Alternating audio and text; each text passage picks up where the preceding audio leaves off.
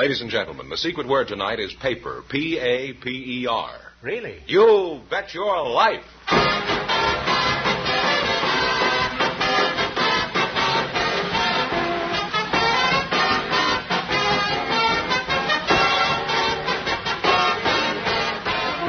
It's Groucho Marx in You Bet Your Life, the comedy quiz series produced and transcribed from Hollywood and brought to you by the more than 3,000 DeSoto Plymouth dealers. The dealers who bring you America's most talked-about new car, the distinguished 1953 DeSoto, and the exciting new Plymouth. See them both at your DeSoto Plymouth dealers. And now, here he is, the one, the only... Is that boar still hanging around? Oh, that's me.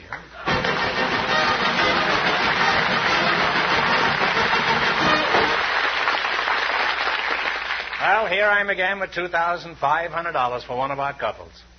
We have a young married couple for you now, Groucho. They volunteered from our studio audience just before we went on the air.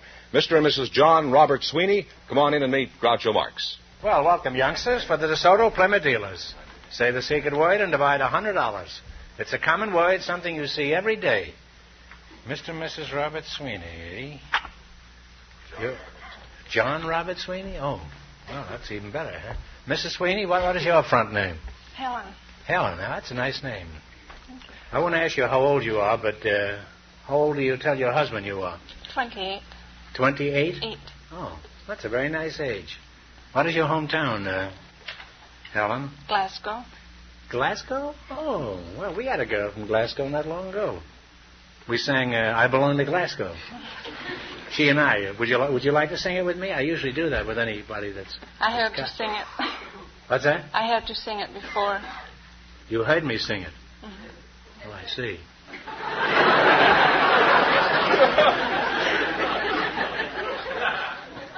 Well, don't tell me about it. Tell it to Sweeney here, will you? What is your hometown, Mr. Sweeney? Groucho, Scotland. Sounds like the last 2 cups of water going down the drain. Gourock. Where is Gourock? Gourock's on the Firth of Clyde in Scotland. Oh, you were born on the 4th of Clyde, huh? That's a Well, near coincidence. it. I was born on the 4th of August, eh? Well, you're both from Scotland, huh?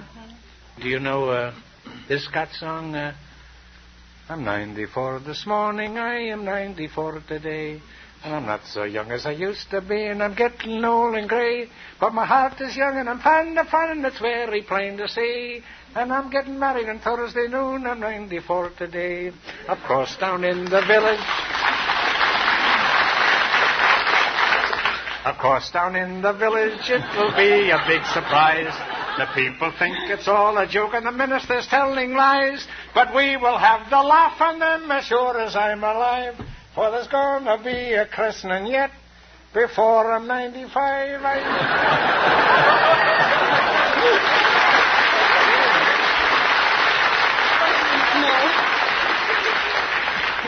Well, Will Fife taught me that song in London many years ago. He was a great Scott comedian. You remember him? Yes. I think he was better than Lord. Of course, a lot of people don't know about Fife. How long have you two been hitched? 6 years. 6 years, huh? You look very happy. Huh? We are. How did you meet this Highland lassie, Fife the Fourth? I was organizing a badminton club in our church. And, Badminton club where? Yeah, in the church. This morning.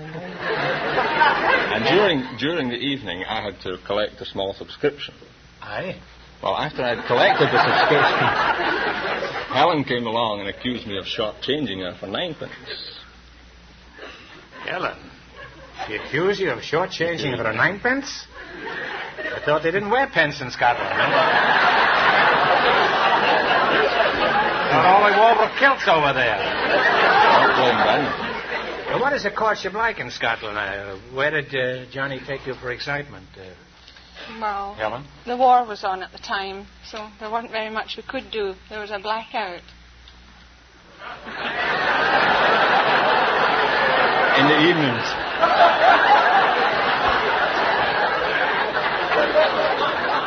No, I guess there's not much a young couple can do in a blackout. You can tell that to Sweeney, too, you know.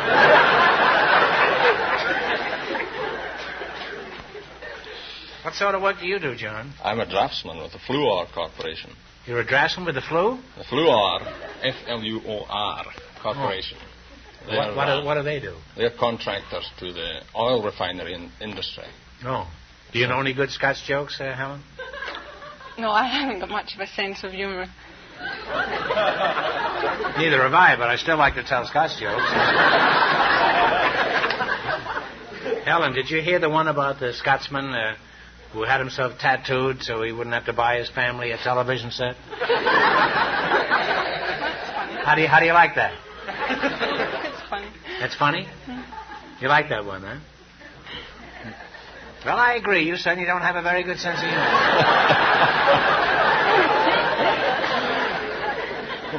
What about you, John? Do you know any good Scots jokes?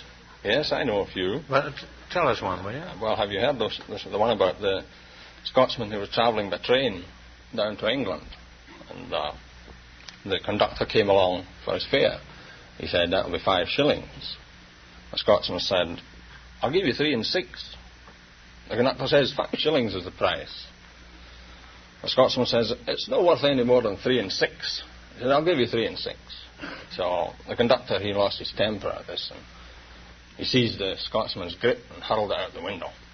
Took the suitcase and threw it out the window? So at this, Scotsman, he burst into tears. He said, first of all, you tried to do me out of 1 and 6, and then to crown it all, you throw my young son out the window.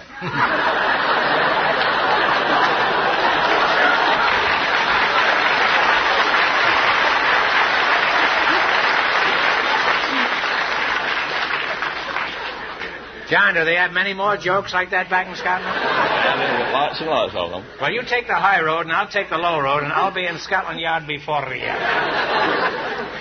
Well, it's been real pleasant talking to you two kids, and I think you're going to have a wonderful life together, and a lot of wonderful children if they're anything like you two. Because you're a real nice couple.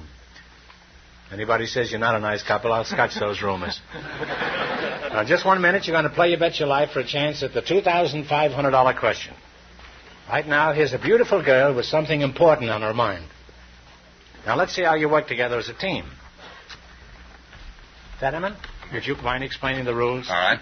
You bet as much of your $20 as you want on each of 4 questions, and the couple that earns the most money gets a chance at the $2,500 question later on in the show. Is that pretty clear? All right, now, let's see how high I can build you $20. You selected famous ships. Here's your first question. How much will you bet? 1997. 1997. What was the name of the ship that battled the Monitor? Merrimack. The Merrimack is right. You're off to a fine start. You have $39.97. Remember, you're going for $2,500 tonight. Now, how much of this sum will you bet this time? I'll leave 2 cents. You're going to leave 2 cents, so you want to bet $39.95. Columbus set sail for America with 3 famous ships. 2 of them were the Nina and the Pinta. What was the name of the third ship? I think it was the Santa Maria. Well, I guess we'll have to try the Santa Maria. Santa Maria is right, huh? Back up a little. You're really on your way. You have $79.92. You gave me heart failure that time. I had it too. Here's your third question. Now, how much of this $79.92? Keep 1. 1 cent. They're going to keep 1 cent, huh? In 1912, a liner making her maiden voyage struck an iceberg and sank. What was the name of this ship? Titanic. Oh, yeah. Titanic is right. You now have $159.83.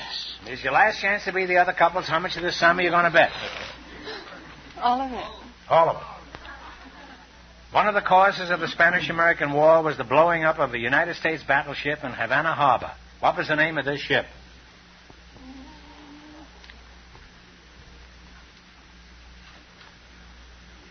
Talk it over.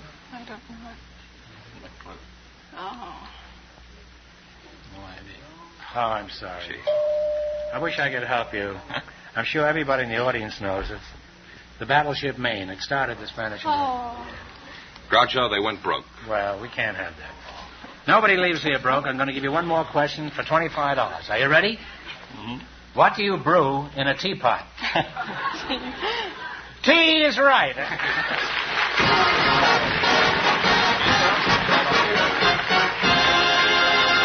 Thanks and good luck from the DeSoto Plymouth dealers.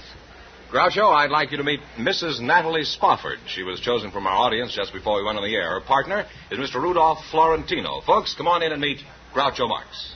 Well, welcome to You Bet Your Life. Say the secret word and divide $100. It's a common word, something you see every day. Mrs. Spofford, huh? Yes. Natalie Spofford, huh? I presume you're the housewife?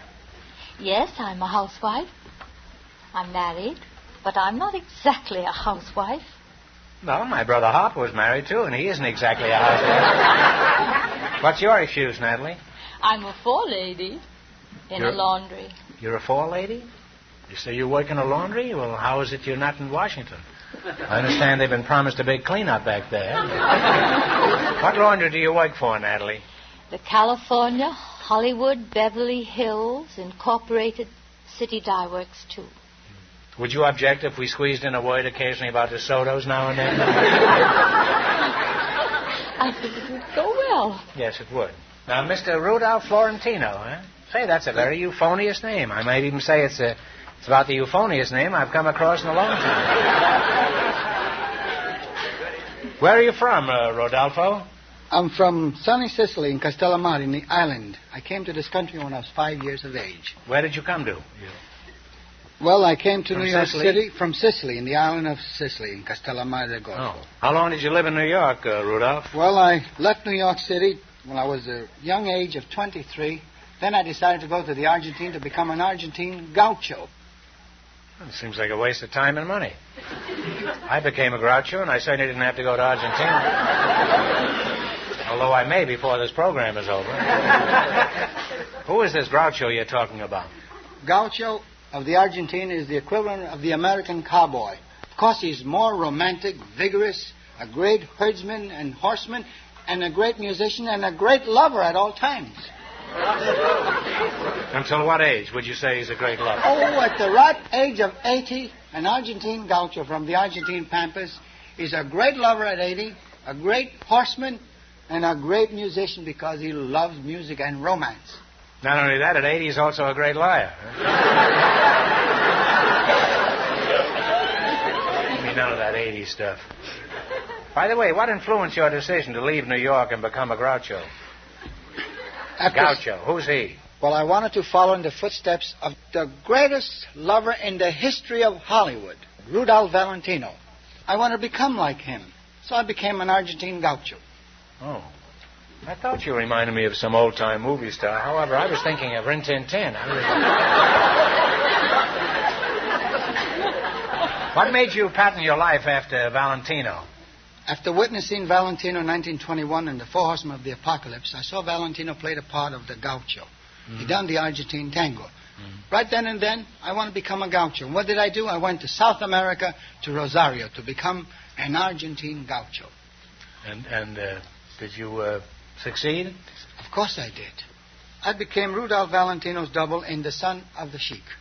Oh, is that so? Imagine Mr. Groucho. With one look of Rudolph Valentino in the cinema, women built shrines to his memory. It lasted them a lifetime. They won their husbands to become like Valentino. Can't be done. It's not easy. I've been trying it all day. It just doesn't work. Well, now I'd like to go on talking to you two, but now it's time to play You Bet Your Life. You beat our other couples, you'll get a chance at the $2,500 question. Our first couple lost all their money, and the secret word is paper.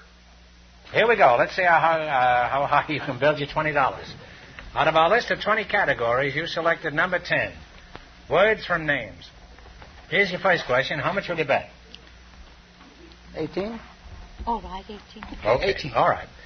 A type or style of beard was taken from portraits by a famous Flemish painter. What is this type of beard called? A Van Dyke. Van Dyke is right. On your way, you have $38.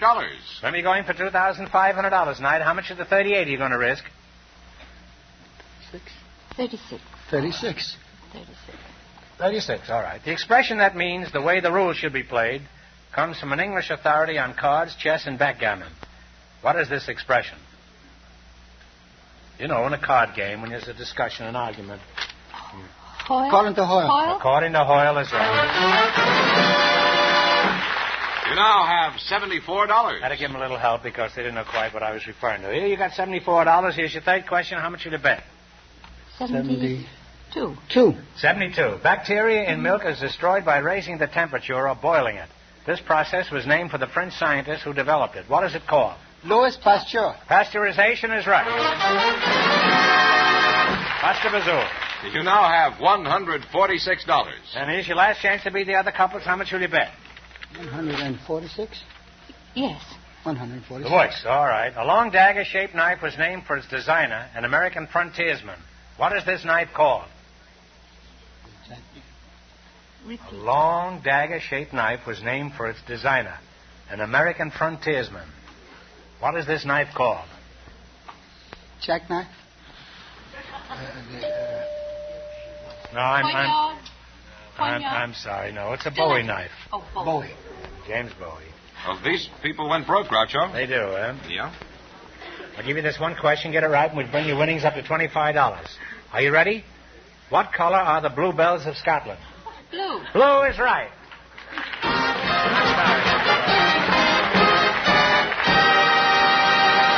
Thanks and good luck from the DeSoto Plymouth dealers.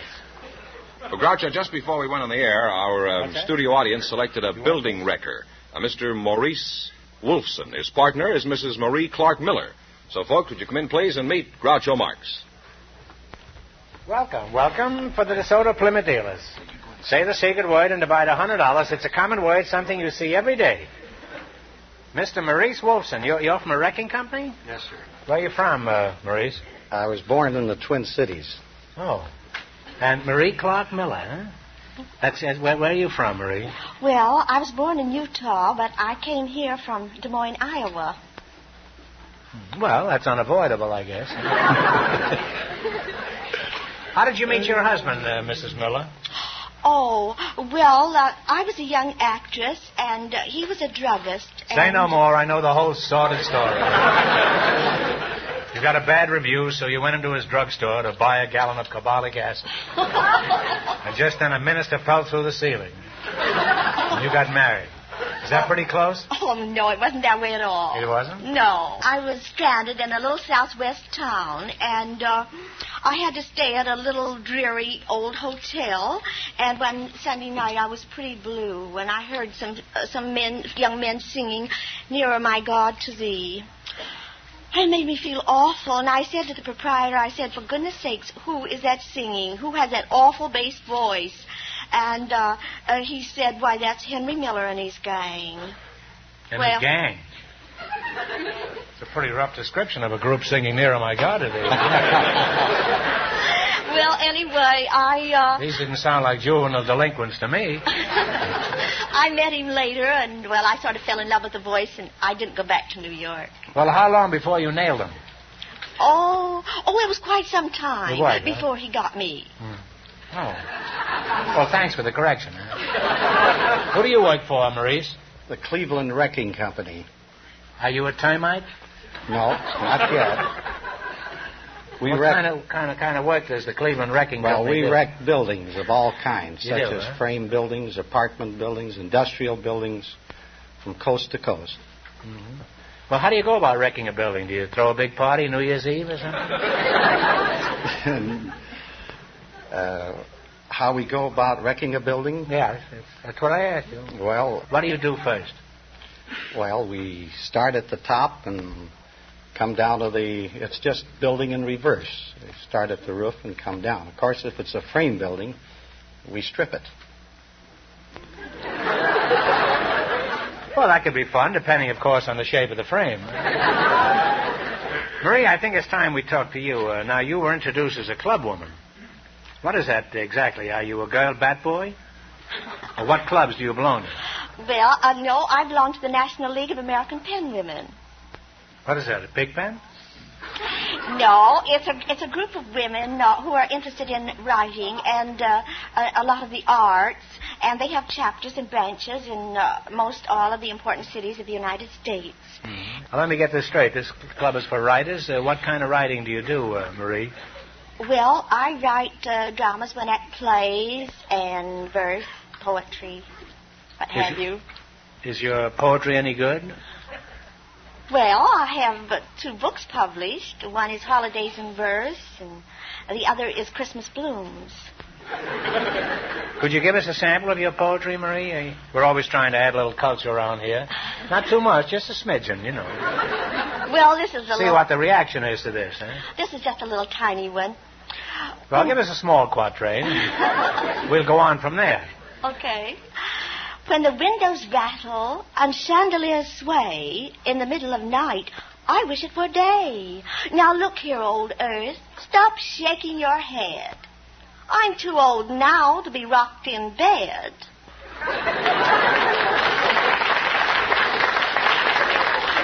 Marie, that was pretty good. I like that. What was it about?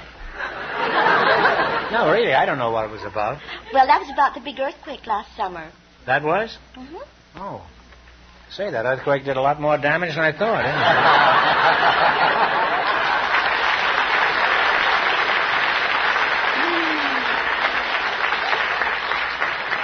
Well, that was real good, Marie. You impressed me with that. Now we're going to, enough of this chatter. We're going to get down to the basic stuff, which is money. You're going to have a chance here to run your $20 and more than our other couples. You'll get a chance at the $2,500 question. I can't tell you how much you have to win, but George is going to remind our listeners. Our second couple lost all their money, too, so these people have a clear field. Here we go. Let's see how high you can bet you $20. You selected famous poems. Here's your first question. How much of the 20 will you bet? Whatever you desire. 15. 15. All right. Who wrote The Raven? Edgar Allan Poe. Edgar Allan Poe is right. You now have $35. Let me go in for $2,500 tonight. How much of your $35 will you bet on your second question? You're the boss. Come on, you house wrecker. Get going here, will you? 30? Whatever you desire. 30? He's the most polite home wrecker I've ever met. The poem Trees is also famous as a song. Who wrote the poem? That was a lady. No. It's a man. I know him. Talk it over.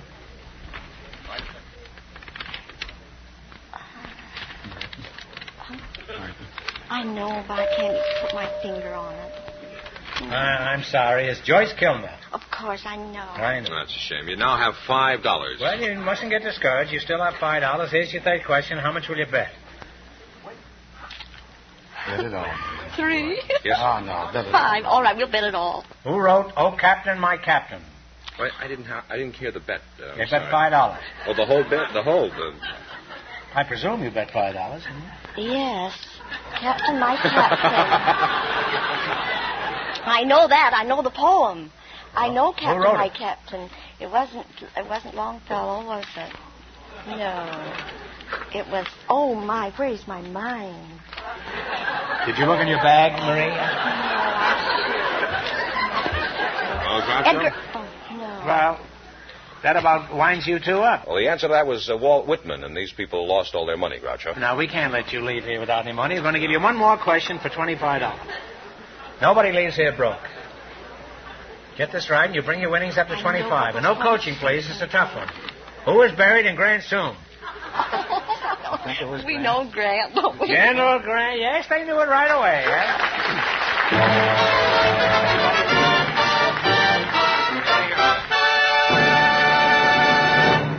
Well, Groucho, all of our couples tonight lost all their money. What this means is that all three couples will be back in just 1 minute to get a chance at the $2,500 DeSoto Plymouth question.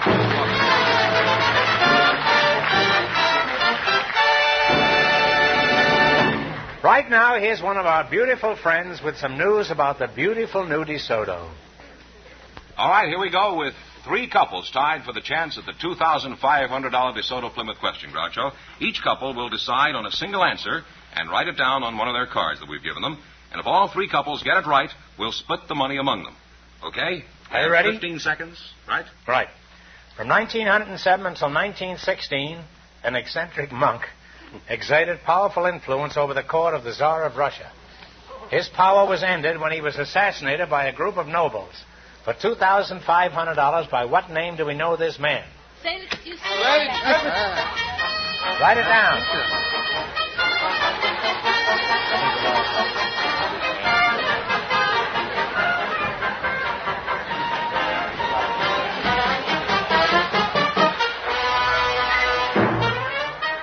All three of them got Rasputin, so they'll split the money between them. Well, wonderful. Congratulations. They each won $833.33. Isn't that right? Yes, plus nothing in the quiz. Plus nothing in the quiz. And congratulations from the more than 3,000 DeSoto Plymouth dealers from coast to coast. You bet your life.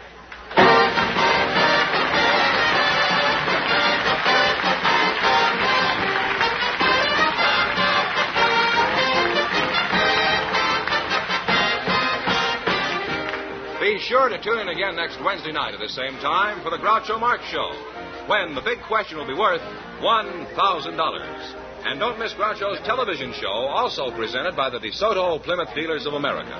And remember that the dealers who sell the distinguished 1953 DeSoto also sell the brilliant new Plymouth, the first truly balanced car in the low-priced field. DeSoto, Plymouth, two great new cars. Both products of the Chrysler Corporation. And when you drive in, tell them Groucho sent you. Good night, folks. And remember, see the 1953 DeSoto.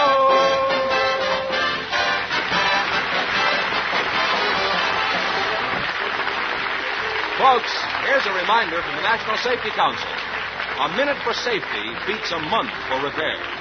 You Bet Your Life, transcribed from Hollywood, is produced by John Goodell. Directed by Robert Dwan and Bernie Smith. Music by Jerry Fielding. This is George Fenneman signing off for the more than 3,000 DeSoto Plymouth dealers from coast to coast.